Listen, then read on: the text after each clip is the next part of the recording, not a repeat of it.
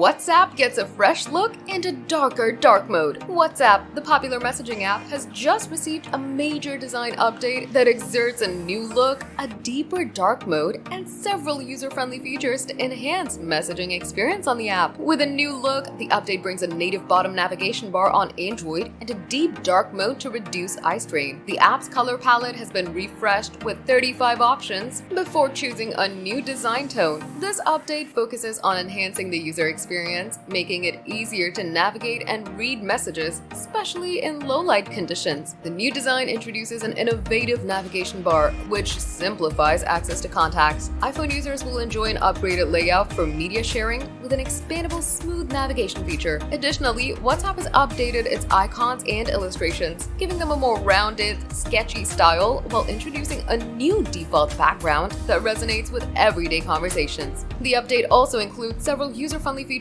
such as group chats and filters to help manage unread messages, making communication more efficient. Although a launch date hasn't been announced yet, WhatsApp has hinted that an update with these changes is coming soon. Here are the key designs in the latest update: simplified navigation bar, updated color scheme and iconography, enhanced user interface elements, and floating action buttons.